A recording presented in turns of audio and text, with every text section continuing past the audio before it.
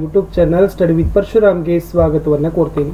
SSLC Kannada 2025 ವಾರ್ಷಿಕ ಪರೀಕ್ಷೆ ಬಂದ್ಬಿಟ್ಟು 21 ಮಾರ್ಚ್ 2025ಕ್ಕೆ ನಡೀತಾ ಇದೆ. ಇವಾಗ ನಾನು ಮಾಡೆಲ್ ಕ್ವಶನ್ ಪೇಪರ್ 3 ಪೋಸ್ಟ್ ಮಾಡ್ತಾ ಇದ್ದೀನಿ. ಫಸ್ಟ್ ಪಾರ್ಟಲ್ಲಿ ಈ ಕ್ವಶನ್ ಪೇಪರ್ ಮಂಡಳಿ ಅವರು ರಿಲೀಸ್ ಮಾಡಿರ್ತಕ್ಕಂಥ ಮಾಡೆಲ್ ಕ್ವಶನ್ ಪೇಪರ್ 3ರ ನೀಲನಕ್ಷೆ ಆಧಾರದ ಮೇಲೆ ನಾವು ಸಿದ್ಧವನ್ನು ಪಡಿಸಿದ್ದೀವಿ.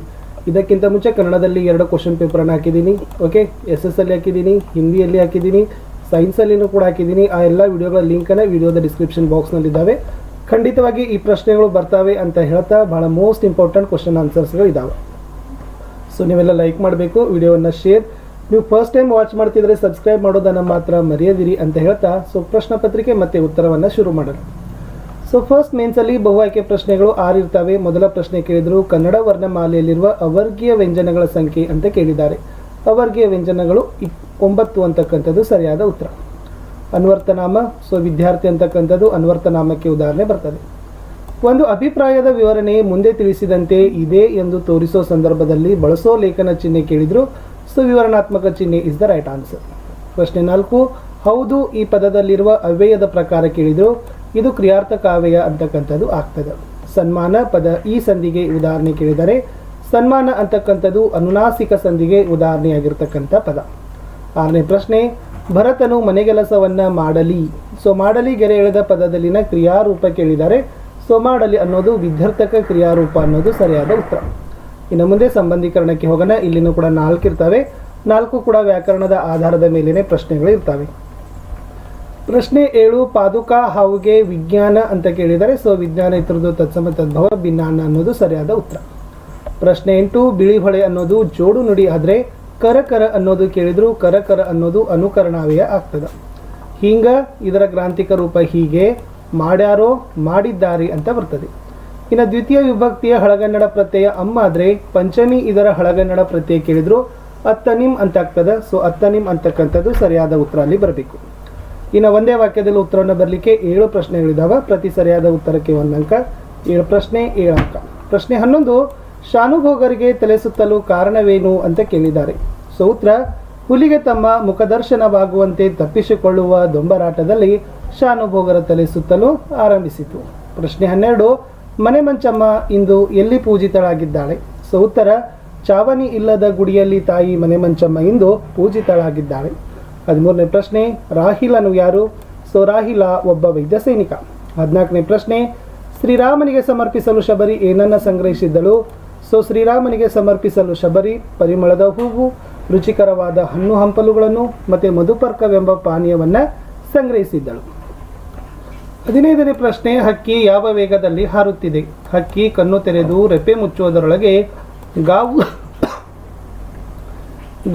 ಗಾವುದ ರೀತಿಯಲ್ಲಿ ವೇಗವಾಗಿ ಹಾರುತ್ತಿದೆ ಅನ್ನೋದು ಉತ್ತರ ಇತ್ತು. 16ನೇ ಪ್ರಶ್ನೆ, ಕವಿಗೆ ಹುಲ್ಲಿನ ಹಾಸು ಯಾವ ರೀತಿ ಕಂಡಿದೆ. ಕವಿಗೆ ಹುಲ್ಲಿನ ಹಾಸು ಮಕಮಲ್ಲಿನ ಜಮಖಾನೆಯ ರೀತಿ ಕಂಡಿದೆ. 17ನೇ ಪ್ರಶ್ನೆ, ಪುಟ್ಟಪೋರಿಯ ಅಮ್ಮ ಎಲ್ಲಿ ಮಲಗಿದ್ದಾಳೆ. ಸೊ ಉತ್ತರ, ಪುಟ್ಟಪೋರಿಯ ಅಮ್ಮ ಗುಡಿಸಲಿನಲ್ಲಿ ಮಲಗಿದ್ದಾಳೆ ಅನ್ನೋದು ಉತ್ತರ ಬರಬೇಕು. ಇಷ್ಟು 1 ಅಂಕದ ಪ್ರಶ್ನೆಗಳಿತ್ತು. ಇನ್ನು ಮುಖ್ಯ ಪ್ರಶ್ನೆ 4ಕ್ಕೆ ಹೋಗೋಣ. 10 ಪ್ರಶ್ನೆಗಳಿದ್ದಾವೆ. 3-4 ವಾಕ್ಯಗಳ ಉತ್ತರಗಳನ್ನು ಬರಿಬೇಕು. ಪ್ರತಿ ಸರಿಯಾದ ಉತ್ತರಕ್ಕೆ 2 ಅಂಕ. ಬಹಳ ನೀಟಾಗಿ ನೀವೇನು ಮಾಡಬೇಕು, ಉತ್ತರವನ್ನು ಇಲ್ಲಿ ಬರಿಬೇಕು. ಎಷ್ಟು ಕೇಳಿದ್ದಾರೆ ಅನ್ನೋದನ್ನು ಅಷ್ಟು ನೋಡಿಕೊಂಡು ಉತ್ತರವನ್ನು ಸರಿಯಾಗಿ ವಾಕ್ಯ ಪೂರ್ಣವಾಗಿ ಶಬ್ದ ಒತ್ತಕ್ಷರ ದೋಷ ಇರಲಾರ್ದೆ ನೀವೇನು ಮಾಡಬೇಕು ಬರೆದ್ರೆ ನಿಮಗೆ ಮಾರ್ಕ್ಸ್ಗಳು ಕೊಡ್ತಾರೆ. ಪ್ರಶ್ನೆ 18, ಹುಲಿ ತಮ್ಮ ಹತ್ತಿರ ಬಂದಿದ್ದು ಶಾನುಭೋಗರಿಗೆ ಹೇಗೆ ತಿಳಿಯಿತು. ಉತ್ತರ, ಶಾನುಭೋಗರು ಮದಲಿಂಗನ ಕಣಿವೆಯಲ್ಲಿ ನಡೆದುಕೊಂಡು ಬರುತ್ತಿದ್ದಾಗ ಇದ್ದಕ್ಕಿದ್ದ ಹಾಗೆಯೇ ಮನಸ್ಸಿನಲ್ಲಿ ಅಳುಕು ಹುಟ್ಟಿತು. ಪಂಚೇಂದ್ರಿಯಗಳಿಗೆ ಗೋಚರವಾಗದಿರುವಂಥ ಅಪಾಯವನ್ನು ಸೂಚಿಸುವ 6ನೆಯ ಇಂದ್ರಿಯ ಹೊಂದಿದೆ ಎಂದು ಬಲ್ಲವರು ಹೇಳುತ್ತಾರೆ. ಶಾನುಭೋಗರಲ್ಲಿ ಆ ಇಂದ್ರಿಯ ಜಾಗೃತವಾಗಿ ಹುಲಿ ಬಂದದ್ದು ಅವರಿಗೆ ತಿಳಿಯಿತು. ಪ್ರಶ್ನೆ 19, ಮಂಚಮ್ಮ ದೇವಿ ಮನೆ ಮಂಚಮ್ಮನಾಗಿದ್ದು ಹೇಗೆ.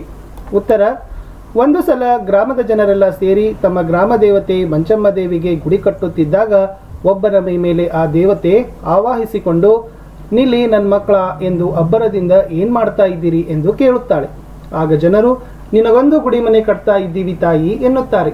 ಹಾಗಾದರೆ ನಿಮಗೆಲ್ಲ ಮನೆ ಉಂಟಾ ಎಂದು ಕೇಳಿದಾಗ ಜನರಲ್ಲಿ ಇದ್ದ ಒಬ್ಬ, ನನಗಿಲ್ಲ ತಾಯಿ ಎಂದು ಹೇಳುತ್ತಾನೆ. ಹಾಗಾದರೆ ಎಲ್ಲರಿಗೂ ಮನೆ ಆಗುವವರೆಗೆ ನನಗೂ ಮನೆ ಬೇಡ ಎನ್ನುತ್ತಾಳೆ. ಅಂದಿನಿಂದ ಮಂಚಮ್ಮ ದೇವಿ ಮನೆ ಮಂಚಮ್ಮ ಎಂದು ಕರೆಸಿಕೊಳ್ಳುತ್ತಾಳೆ ಅಂತ ಉತ್ತರ ಬರೀಬೇಕು. ಪ್ರಶ್ನೆ 20 ಮಹಿಳೆಯ ಅರ್ಥನಾದ ಕೇಳಿ ರಾಹಿಲನ ಮನದಲ್ಲಿ ಮೂಡಿದ ಪ್ರಶ್ನೆಗಳು ಯಾವುವು?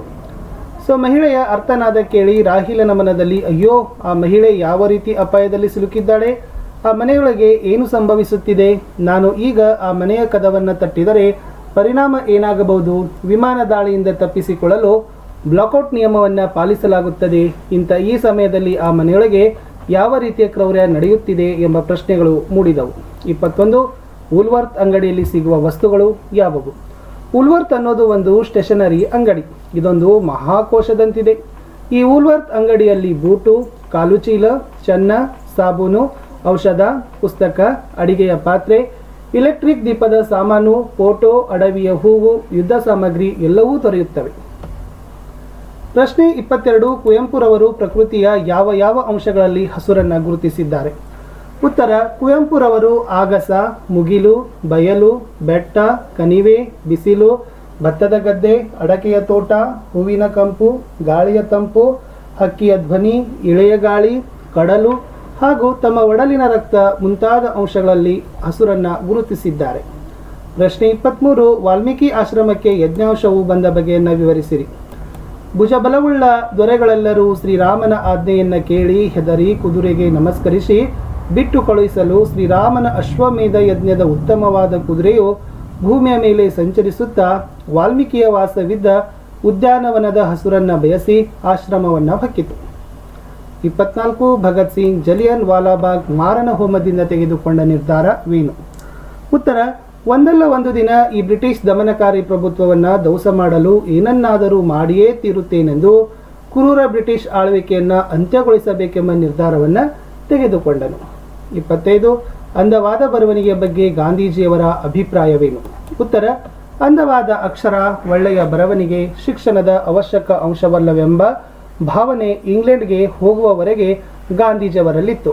ಅನಂತರ ದಕ್ಷಿಣ ಆಫ್ರಿಕಾಕ್ಕೆ ಹೋದ ಮೇಲೆ ಅಲ್ಲಿ ಸುಶಿಕ್ಷಿತ ಯುವಕರ ಮತ್ತು ವಕೀಲರ ಮುತ್ತು ಪೋಣಿಸಿದಂತಿದ್ದ ಸುಂದರ ಬರವಣಿಗೆಯನ್ನು ನೋಡಿ ಅವರಿಗೆ ನಾಚಿಕೆಯೂ ಪಶ್ಚಾತ್ತಾಪವೂ ಉಂಟಾಯಿತು. ಕೆಟ್ಟ ಅಕ್ಷರದ ಬರವಣಿಗೆ ಅಪಕ್ವ ಮತ್ತು ಅಪೂರ್ಣ ಶಿಕ್ಷಣದ ಚಿಹ್ನೆ ಎಂದು ಅರಿತರು.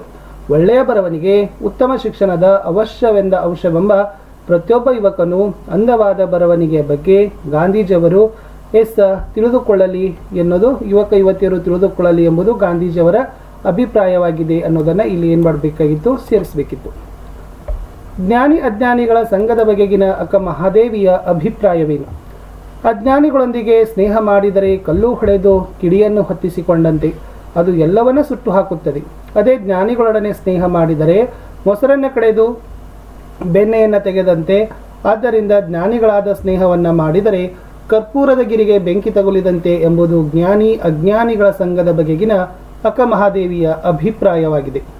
27 ನೆನಪಿನಲ್ಲಿ ಹಚ್ಚೆ ಚುಚ್ಚಿದಂತಿರುವ ಆ ದಿನದ ಬಗ್ಗೆ ಗೋವಿಂದ ಪೈ ಅವರು ಏನೆಂದು ಹೇಳಿದ್ದಾರೆ? ಪೈ ಅವರು ಹಾಡೊಂದನ್ನು ಕೇಳಿ ತಾವು ನಾಟಕವೊಂದನ್ನು ಬರೆದ ಬಗ್ಗೆ ತಿಳಿಸುತ್ತಾ, ಕೇಳಿದ ಹಾಡಿಗೂ ಬರೆದ ನಾಟಕಕ್ಕೂ ಭೇದವಿಷ್ಟೇ. ಅದು ತತ್ಸಮ, ಇದು ತದ್ಭವ. ಮುಗಿಸಿದ ನಾಟಕದ ಕತೆ ಇಳಿಯಷ್ಟಾದರೂ ನೆನಪಿಗೆ ಬಾರದು. ಹೀಗೆ ಸಾಹಿತ್ಯ ಮಂದಿರದ ಹೊಸ್ತಿಲಲ್ಲಿ ಅಖಂಡವಾಗಿ ಎಡವಿದೆ. ಮುಚ್ಚುಕದಕ್ಕೆ ಡಿಕ್ಕಿ ಹೊಡೆದೆ, ಅಗುಳು ಇಲ್ಲದ ಬಾಗಿಲು ಹಾರಿತು ಒಳಹೊಕ್ಕೆ. ನನ್ನ ಜೀವಮಾನದಲ್ಲಿ ಅದೊಂದು ಅಮಗ ನೆನಪಿನಲ್ಲಿ ಹಚ್ಚೆ ಚುಚ್ಚಿದಂತಿರುವ ಆ ದಿನವನ್ನು ಎಂದಿಗೂ ಮರೆಯುವುದಿಲ್ಲ ಎಂದು ಹೇಳಿದ್ದಾರೆ. ಮುಂದಿನ ಪ್ರಶ್ನೆ, ಕವಿ ಸಾಹಿತಿಗಳ ಪರಿಚಯ ಬರೀಬೇಕು. ಎನ್ ಮೂರ್ತಿರಾವ್. ಕಾಲ ಕ್ರಿಸ್ತಶಕ 1900. ಸ್ಥಳ ಮಂಡ್ಯ ಜಿಲ್ಲೆಯ ಅಕ್ಕಿ ಹೆಬ್ಬಾಳು. ಪೂರ್ಣ ಹೆಸರು ಅಕ್ಕಿ ಹೆಬ್ಬಾಳು ನರಸಿಂಹ ಮೂರ್ತಿರಾವ. ಕೃತಿಗಳು: ಹಗಲುಗನಸುಗಳು, ಅಲೆಯುವ ಮನ, ಅಪರ ವಯಸ್ಕನ ಅಮೆರಿಕ ಯಾತ್ರೆ, ಮಿನುಗು ಮಿಂಚು. ಪ್ರಶಸ್ತಿಗಳು: ಪಂಪ ಪ್ರಶಸ್ತಿ ಮತ್ತು ಕೇಂದ್ರ ಸಾಹಿತ್ಯ ಅಕಾಡೆಮಿ ಪ್ರಶಸ್ತಿ ಲಭಿಸಿದೆ. ಕುವೆಂಪು ಕಾವ್ಯನಾಮ ಕುವೆಂಪು. ಪೂರ್ಣ ಹೆಸರು ಕುಪ್ಪಳ್ಳಿ ವೆಂಕಟಪ್ಪನ ಮಗ ಪುಟ್ಟಪ್ಪ. ಕಾಲ 1904. ಸ್ಥಳ ಶಿವಮೊಗ್ಗ ಜಿಲ್ಲೆಯ ತೀರ್ಥಹಳ್ಳಿ ಸಮೀಪದ ಕುಪ್ಪಳ್ಳಿ. ಕೃತಿಗಳು: ಪ್ರೇಮ ಕಾಶ್ಮೀರ, ಪಾಂಚಜನ್ಯ, ಶ್ರೀರಾಮಾಯಣ ದರ್ಶನಂ. ಪ್ರಶಸ್ತಿಗಳು: ಜ್ಞಾನಪೀಠ ಪ್ರಶಸ್ತಿ,